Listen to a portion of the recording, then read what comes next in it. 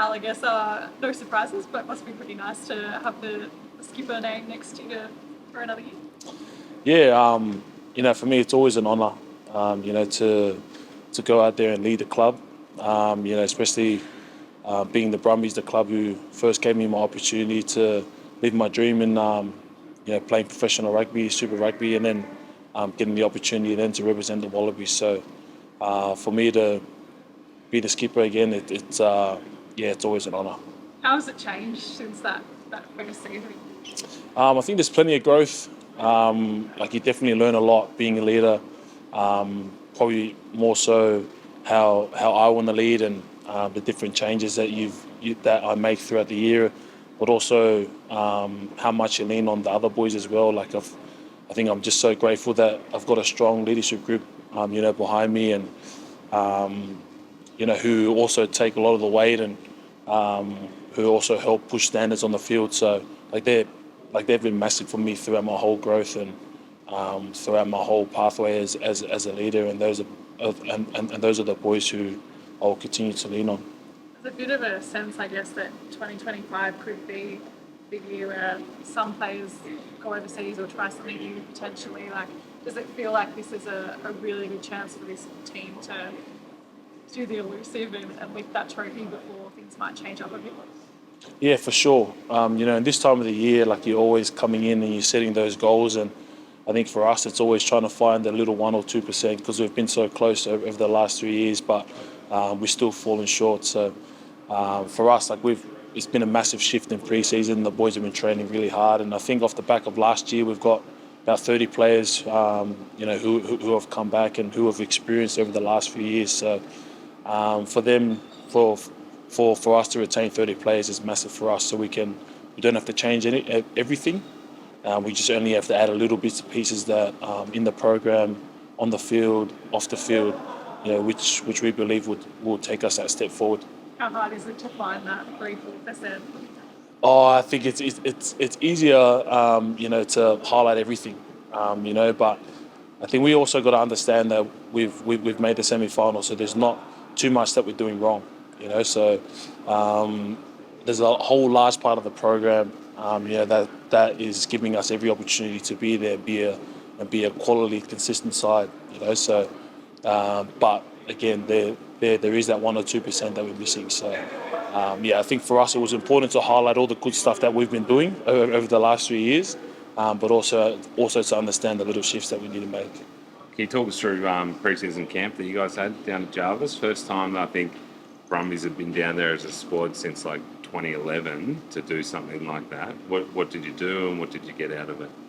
I thought it was a great way to connect. For the first week, for all the Wallaby boys to come back, to meet some of the younger players and the newer players who have stepped into the Brumbies culture. And for us, it was the priority was rugby, understanding that the trials have come around real fast this year. So we got TARS, next week, forward in round 1. So the priority was rugby, and then the afternoon was more about team connection, and we tried a few things around some of the Navy stuff that they do down there, and which was great for our team connection. The boys enjoyed it, so I thought that was a really good way to start the year off. And you talked about you guys have made the semi-finals, so you're not doing too much wrong. At the same time, the level of competition goes up a gear this year, doesn't it? With the condensed players Dan and your old housemate Lockie's revamping the TARS. It's really on this year in Australian rugby. Massively. And although it hurts, to see the Rebels, go out, but the stocks that they've added to the other, Australian Super Rugby teams is massive, So as you mentioned, TARS have a star roster and have a great, coaching group behind them. So, every game is going to be so important, and I think it's only great for our fans, who are watching every week, because every game now is going to be massive for us. So again, we've got Fiji's draw round 1 over in Fiji, so we all know how good they are in front of their fan base, So again, that's going to be massive. So I think for us, if you look at the season as a whole, it's like for us, like the outcome is to be there somewhere around the top two, but for us to do that, you got to be focused on the things that you do daily, for us to get those wins on the board to put yourself in that opportunity. So, it's going to be a lot more competitive this year, but the boys are looking forward to it. You mentioned the TARS Star roster. Do you think happy to shift the favourites tag over to them this year? Do you think they like to think of themselves, there's always that rivalry? I don't know. Is that what you're thinking, that people think that the TARS are the team to beat this year? Yeah, I think so. I mean, they've definitely boosted their roster with some star players, with Nello and Suoliti there.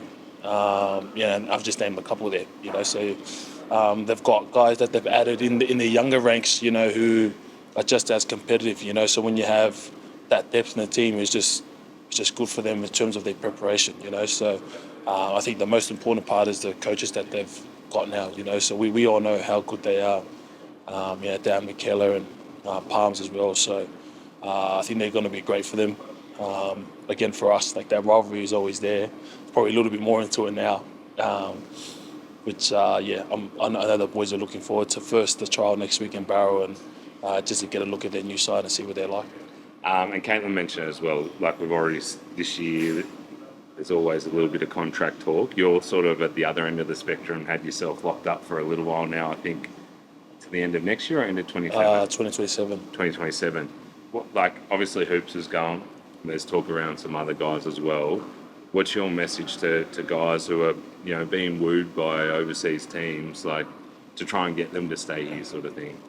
Yeah, I think for us, to have the British and Irish Lions here this year, that's in terms of individual perspective. Someone who grew up in Australia playing rugby, that's always been a dream. Yeah, and you're going to be kind of lucky to be around that time, understanding that they come every 12 years, so that has kept a lot of the strong players around here in Australia to want to be there and want to be a part of that tour and want to win that tour, so again the other carrot there is the 2027 Home World Cup, again that again is a dream, to be able to play a World Cup game in front of your kids, in front of your family, in front of your home fans, so that again is massive for someone who plays rugby in Australia. But again, I also understand the fact that everyone's got to do what they've got to do for themselves and their families, so credit to Hoops, he's given so much to this club, and he's still very young as well, so he probably thought that was the best decision for him, and we're grateful to still have him this year because we know that he's such a good player, he's such a good man to have around the team, but there was no hard feelings there as well. As a player, you still understand that boys are making their decisions for their families and for themselves. Because what made, you committed to rugby long term at a time where there are those upsides now coming up this year that the excitement's building, but it was in a pretty rough place. Why did you make that? It was like a 4 year commitment or 5 year commitment? Yeah, 4 year. Yeah. It was a bit more for me. I was at a time in my career where, I wanted to be a part of the British and Irish Lions series, and I want to be a part of the Home World Cup. And those are the two things that probably when I look back at my career, and if I am lucky enough to be a part of it, that I'll be grateful that I made that decision. So, and that was just based on what I want to do in my career and the things that I want to personally achieve. And also I want to win those, for the Wallabies and for my country. I want to be a part of that team that comes out and changes the narrative. So those are the things that are pushing me to stay and pushing me to be the best I can be here at training, but also try and motivate the boys around me to bring out their best self as well.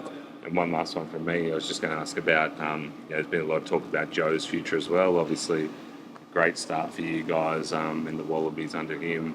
Are you hoping there's some clarity soon there as well, just so it can be put to bed and guys can make decisions on their futures and planning for the Lions and all that sort of stuff? Yeah, but we also know that it is a tough decision for Joe as well.